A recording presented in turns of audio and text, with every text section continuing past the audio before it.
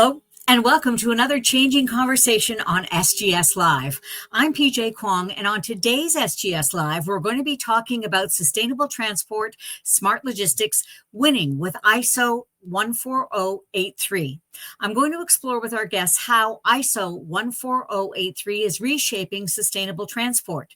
We will dive into the carbon footprint of logistics and how companies can use the standard to measure, manage, and reduce emissions, turning climate challenges into a competitive advantage. So much to talk about. But let's first meet our guests. Our first guest is Paula Gomez, Sustainability and Climate Change Regional Manager at SGS in Spain. Welcome, Paula. Thank you for having me. Hi. Hi back to you. Our second guest is Dr. Aditya Gupta, Chief Operating Officer at IIM Bangalore, India. Welcome. Thank you, Thank you, BJ. Thanks for the invite. Thanks for the opportunity. Delighted to be among all of you. We are delighted to have you as well. And then our final guest is Andrea Rodicio, Climate Change Specialist with SGS in Spain. Hello, it's fantastic to be here with such a great group. Thank you. We should get started because there is so much to talk about. Before we get into our discussion in earnest, though, Paula, can you please walk us through what Impact Now for Sustainability means? Of course. Well, Impact Now for Sustainability by SGS is a global initiative that brings together and simplifies all of SGS's sustainability services under 4 strategic pillars: climate, circularity, nature, and ESG assurance. And the goal of Impact Now for Sustainability is to help companies accelerate their transition toward more sustainable, competitive, and internationally aligned business models, facilitating emissions reduction, responsible resource management, and transparency in environmental reporting. For this aim, this program offers consulting, audits, data verification, technical support, and certifications so that companies can measure, improve, and credibly communicate their sustainability performance in a verifiable way. Impact Now is designed to address the triple planetary crisis: climate change, biodiversity loss, and pollution. And it responds to the growing demand from customers, regulators, and investors for responsible and measurable business practices. You know, as I mentioned off the top, there's lots of information that we're going to be going through. So I thought we would kick things off with a bit of a poll question for our audience. I want to know what our audience thinks is the mode of transport with the highest GHG emissions per ton kilometer traveled. So is it A, long haul flights, which are more than 3,700 kilometers, B, short haul flights, or C, rail travel? So make sure you put your answers in the chat window below, and I'll check in a little bit later on to see what people think. I also want to remind everybody that at the end of this interview segment, there will be a Q&A. So if you want, please make sure you put any questions or comments also in the chat window. So one more time, though, let's go back to our poll question. Which mode of transport has the highest GHG, greenhouse gas emissions, per ton kilometer traveled? A long haul flights, more than 3,700 kilometers. That's answer A. Answer B is short haul flights, or answer C is rail travel. Okay. Paula, for you, can you please tell me why it is important to cut emissions in carbon and logistics? Of course. It's very important because transport and logistics together represent the second largest source of GHG emissions after electricity and heat production. Globally, transportation accounts for 23 to 29% of global emissions, with road transport account for 70% of this total. Logistics emissions, on the other hand, account for 7% of the global GHG emissions and related to freight and warehousing. These latter are often part of the Scope 3 emissions, meaning they are indirect but extremely significant. These figures underscore urgency of decarbonizing the sector. And in this session, we look at ISO 14083 and its pivotal role in the net zero transition. So, Aditya, I want to talk to you about the major challenges for transport and logistics decarbonization, and what are the specific challenges India is facing in this sector? So, PJ, thanks for the question. So, Paula spoke about the importance of decarbonization in transportation industry. I will talk about what are the key challenges which are being faced, and some of these challenges are consistent across the world, not only specific to India, but even to Europe and Western countries also. So, I would like to talk about four key challenges. The first challenge that I would like to talk about is regulations. In most of the market across the world, transportation decarbonization is not mandated by regulations. Say in India, the top 1,000 companies are only supposed to report scope 3 emission, and that too is a voluntary disclosure.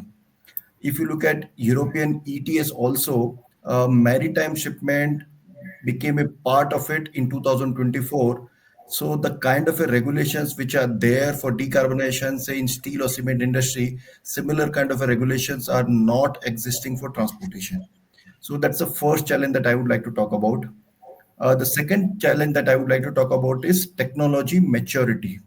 So today we have technologies like EV trucking, green hydrogen, SAF, ethanol, biofuel, which can reduce the emission from transportation, but these technologies are still not widely adopted.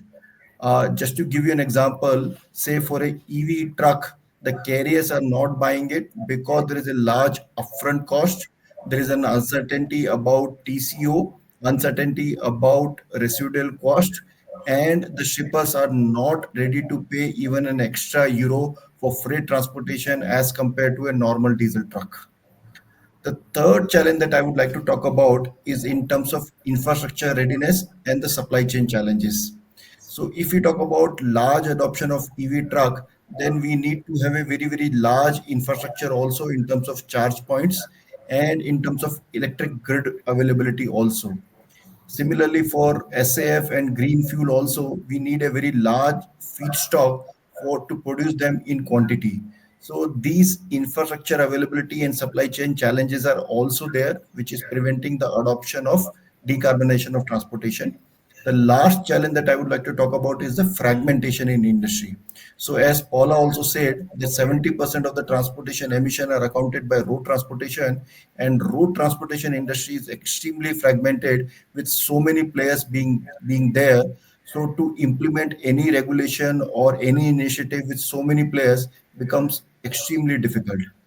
So these are some of the key challenges which are there, and these challenges I find across the world in almost every market.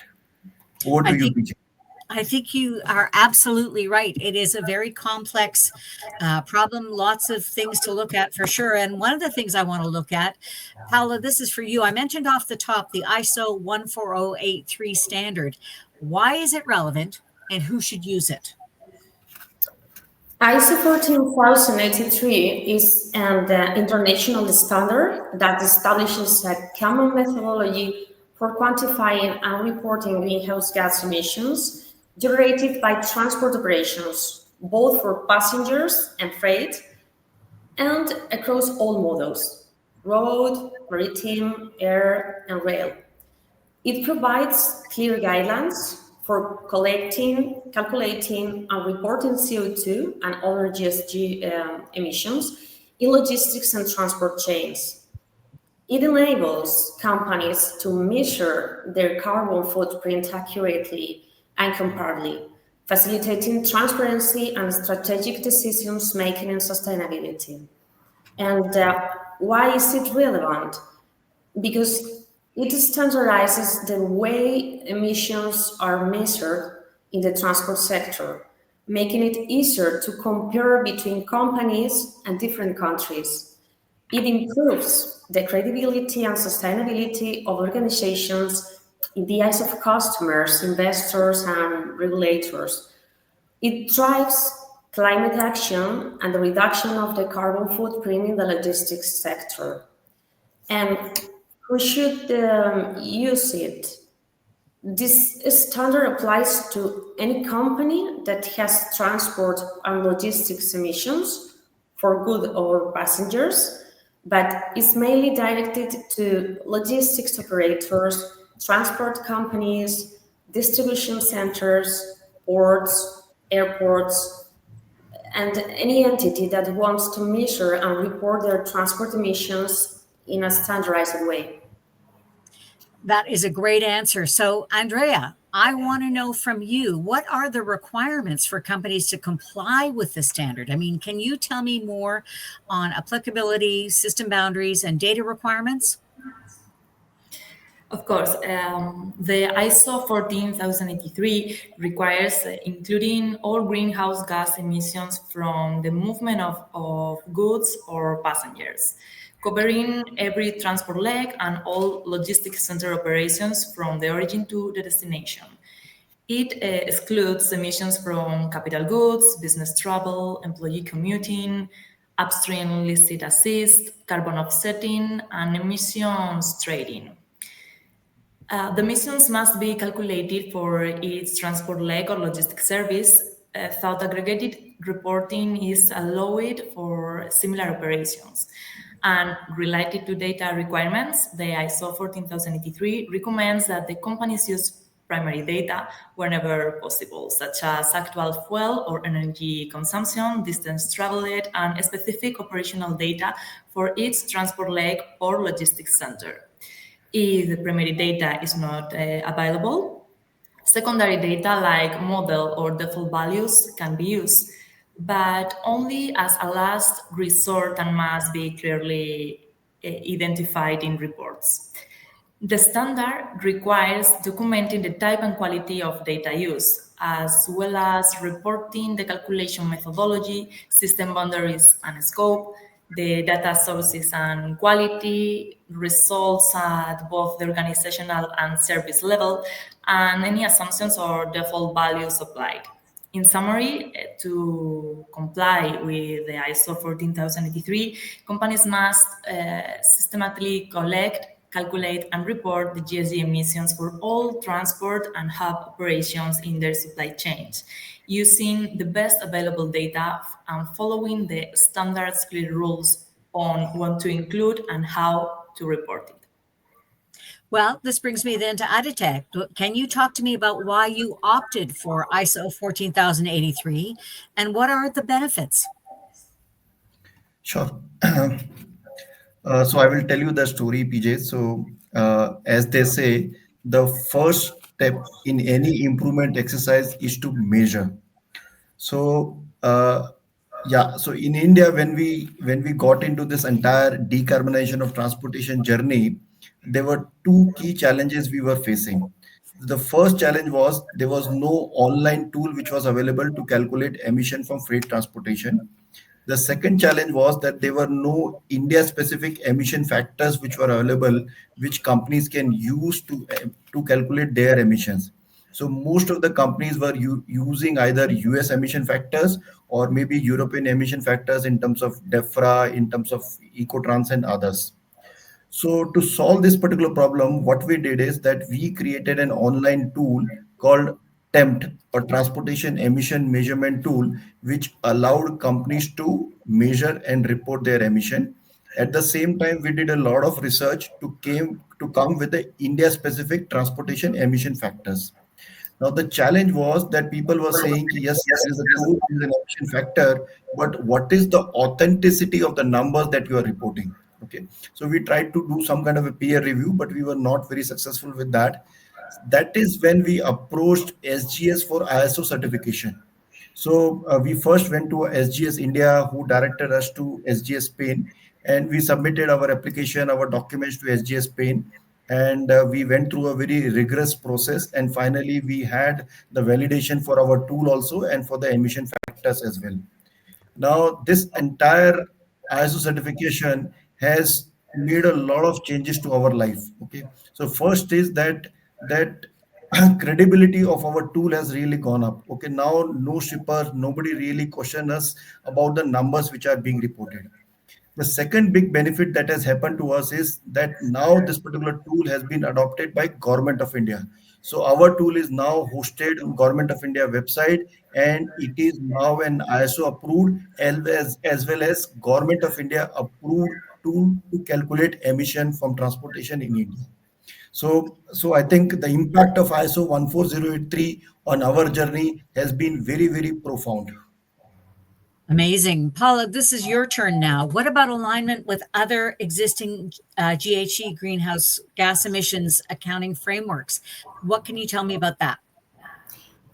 Well, this ISO has been designed to align perfectly with major carbon accounting frameworks such as the GHG protocol and ISO 14064, ensuring interoperability in global sustainability reporting.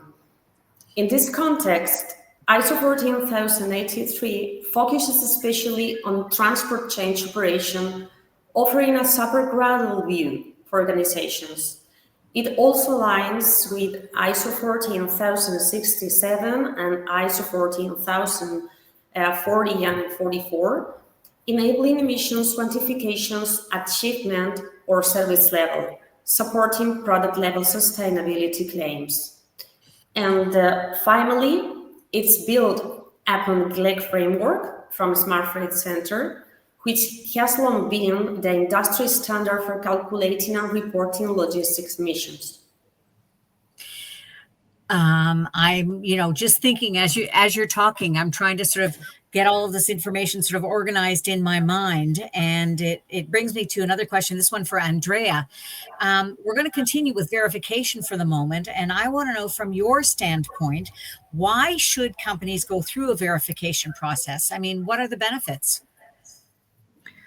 Well, third-party verification ensures that reported emissions data is accurate, reliable, and aligned with the standard, which builds trust among customers, partners, regulators, and investors.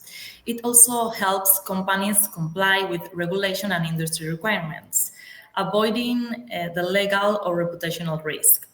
Having verified data is a competitive advantage as it demonstrates a commitment to transparency and sustainability and can help secure contracts with clients who value environmental responsibility. The verification process allows company to identify potential gaps or weaknesses in their data and processes, helping to improve data quality and emissions management. And verified reports provide the stakeholders with confidence that the company's sustainability commitments are credible and based on robust methodologies. Overall, verification adds value by supporting data integrity, compliance, reputation, and better environmental performance. So, Aditya, I want to know from your perspective, how can companies, both shippers and logistics providers, especially in markets like India, begin adopting ISO 14083 in a practical way without perceiving it as a burden? So, PJ, I would like to build upon what Paula and Andrea just said. So, in India, shippers were using or are still using multiple methods of calculating emission from transportation. Now, I will give you examples. So, some of the shippers are using emission factors from DEFRA. Some of them are using from GLEC framework. Some of them are using Ecotrans IT. Some of the people are converting the transportation emission to calculate. They are using fuel efficiency factors to arrive at fuel consumed and then calculating the emissions. So there are multiple methods which are being used, and because of multiple methods being used, the data is not reliable and comparable. Now, the advantage with ISO 14083 is that it is a globally accepted framework to measure emission from freight transportation. So, as Andrea just said, that once you measure the emission using ISO 14083, then the data is reliable, comparable, and it builds a credibility with both customer, financiers, and regulators. So these are the some of the benefits of using ISO 14083, and that is the reason why shippers and transporters have now starting using this particular framework. You certainly clear up why they wouldn't see it as a burden, that's for sure. So, Paula, I'm back to you for a moment. I want to continue with verification for the moment. What are the initial steps that a company should take to adopt and implement the standard? To adopt and implement this 40,083 standard, a company should first become familiar with its requirements and scope, identifying the relevant areas within the organization and supply chain. It is essential to assess current data and processes related to transport emissions, involve key departments and external partners, and establish clear methods for data collection and calculation, focusing on the use of primary data if it's possible. System boundaries and reporting structures should also be defined. Pilot tests should be conducted to refine the process, and finally, continuous improvement should be encouraged considering external verification to ensure the credibility and transparency of the results, as Aditya has mentioned before. You know, this is such a great conversation. And before we continue, I just want to have a quick look to see who in our audience has joined us. I know that there's lots of interest in this topic. And as always, we have a great global audience. See, Brazil's in the house, among many other people, I'm sure. So I want to say a big welcome to one and all and to thank you for joining us today. We're on an SGS Live to talk about transport, logistics, sustainability, and ISO 14083. I'm joined by my guests, Paula Gomez, Dr. Aditya Gupta, and Andrea Rodicio, and who are all helping me break down this very important topic. Don't forget, there's going to be a Q&A at the end of this interview segment. If you want any questions, put them in the chat window below. We only have a couple more questions before this Q&A. So with keeping scope 3 and net zero in mind, what else can a company do to reduce transport and logistics emissions in their value chain? I heard about book and claim. Can you explain what this is, Andrea? I'm coming to you. Yes. Well, in addition to optimizing roads, shifting to lower emission transport modes, or improving load efficiency, companies can reduce transport and logistics emissions in their value chains by supporting the use of sustainable fuels, even if they don't directly operate the vehicles. A key tool for this is the book and claim system. What is that? Book and claim is a chain of custody model that allows companies to claim the environmental benefits of using sustainable fuels without physically receiving the fuel. This is especially useful when sustainable fuels are not available at the company's location or within its logistics network. An example of this is when a carrier, such as an airline, shipping company, or trucking firm, purchase sustainable fuel like SAF or renewable diesel. Well, SAF is the sustainable aviation fuel and uses it in its operations. This fuel is typically blended with conventional fuel, so it can be directly traced to a specific customer. However, the environmental attributes of that fuel, such as the emission reduction, are separated from the physical product and turned into certificates. A company using that carrier services can purchase those certificates and thus claim the emissions reduction in its Scope 3 reporting. The entire process is audited and verified to prevent the double counting and ensure the system's integrity. Book and claim is very useful because it allows companies to contribute to transport decarbonization even without owning or operating the vehicles. Also, it supports the achievement of net zero targets and scope 3 emissions reductions and it encourages investment in the production and adoption of sustainable fuels. You know, um, I guess I've got a final question before we get into our Q&A, and it's for you, Aditya. Can you give us a few closing remarks on your experience in working with SGS for the validation of your platform?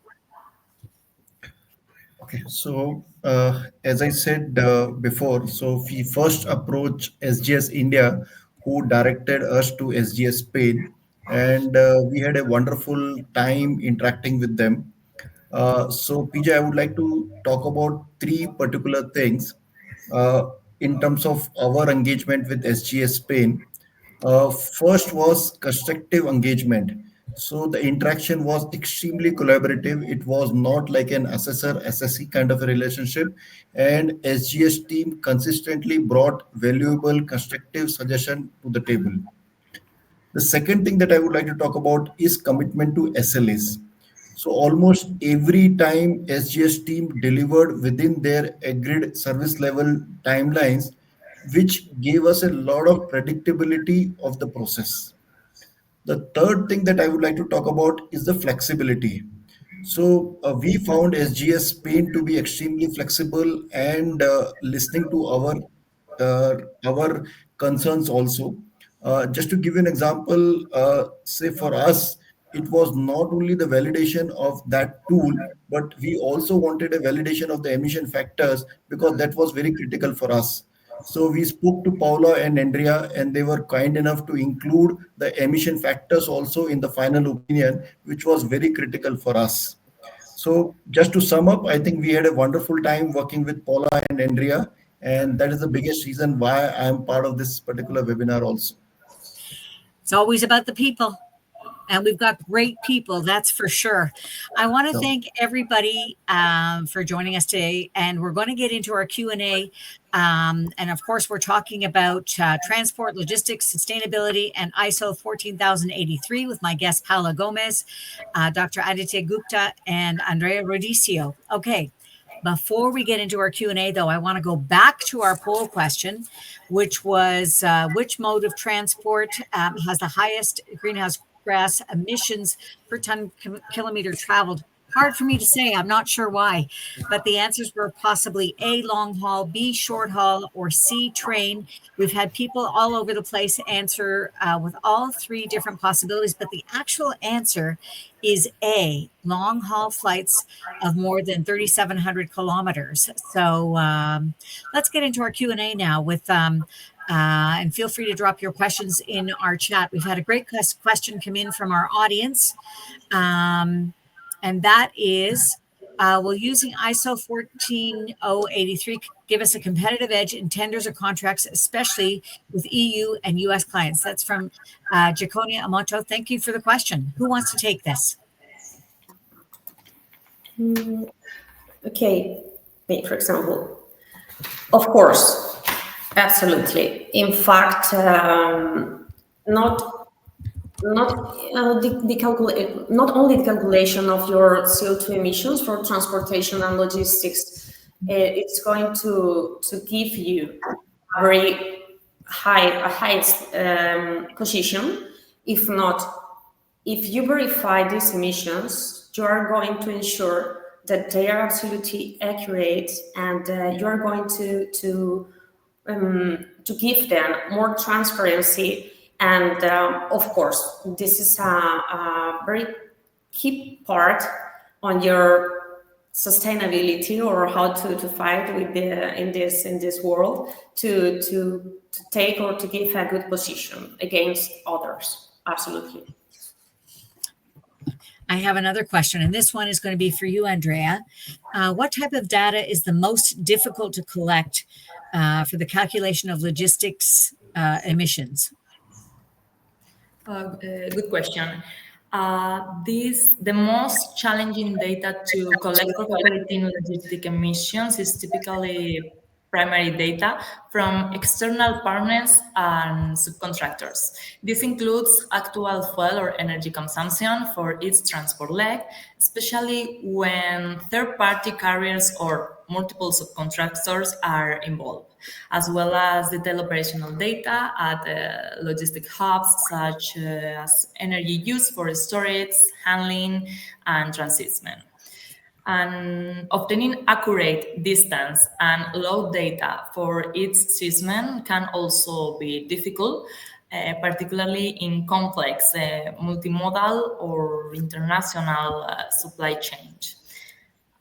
Additionally, data from small suppliers can be hard to gather if they lack digital system or standardizing reporting. And these difficulties arise because much of this information is outside the direct control of the reporting company, and the data collection processes can vary significantly across partners and regions. As a result, companies often have to rely on estimates or default values, which can reduce the accuracy and credibility of their emissions calculations. Okay, I've got a question for Adite. And we can hear you perfectly, so don't worry. Do you believe that decarbonizing transport and the logistics challenges are similar in Europe and Asia? Yeah, thanks for the question, PJ. Sorry for this camera. I think my image has Not been at all. frozen. Yeah. Okay. So, in the first part of the discussion, I highlighted some of the challenges which are common to Europe as well as India and Asian countries. So, what I will tell you is that what are the differences in terms of challenges? So, if you remember, initially Paula said that transportation accounts for about 25% of the total emissions. But as far as India is concerned, in India, the transportation accounts for about 14% of the total emission, which is passenger plus freight put together. Now, because energy is so significant in India, the most of the concentration for Indian government as well as industry is towards decarbonization of energy and not so much of transportation. So that is one difference between Europe and Asia. Another difference that I would like to highlight is that in Europe, the other modes of transportation in terms of inland waterways, in terms of rail, in terms of coastal shipping are extremely strong, and they account for a lot of transportation being done. But in India, we are very, very focused, or we are very, very reliant on road transportation, which is accounting for more than 90% of our emission and which is the most difficult to abate.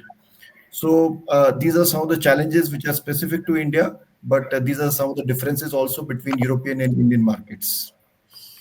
So, Paula, I'm going to give you a chance to sort of give us the final words, some final thoughts. And I want to bring it back down to sort of small or medium-sized enterprises. How can they start applying this standard with limited resources? Any ideas? A smaller medium-sized enterprise can start applying the ISO 14083 standard by first focusing on the transport and logistics activities it directly controls, identifying the main sources of emissions and prioritizing them. It is advisable to use simple tools such as spreadsheet or free online calculators to record fuel consumption, distances, and shipment data without the need to invest in expensive software at the beginning. Whenever possible, primary data on fuel consumption or mileage should be requested from carriers or logistic partners. If this information is not available, as Andrea has told you before, estimates or default values can be used, but always documenting the sources. This is very important. And it's important to involve the internal team and key suppliers, explaining the benefits of emissions, tracking to facilitate collaboration and improve data accuracy. It is recommended to start with a pilot project, such as a specific route, customer, or product line, learn from the experience, and gradually expand the scope. Additionally, it is essential to document all data sources, calculation methods, and assumptions used, which will facilitate transparency and future improvements. And finally, free resources from industry associations or public entities can be leveraged, and support can be sought from local sustainability networks. So start simple, focus on your main activities, use available tools, and build gradually. Even small steps can make a difference and prepare your company for future requirements. You know what? That is great advice. Start simple. Don't be overwhelmed. Just do things one little bit at a time. I love that advice, Paula. Thank you for that. You know what? This has been such an interesting conversation, but I'm going to have to stop things here.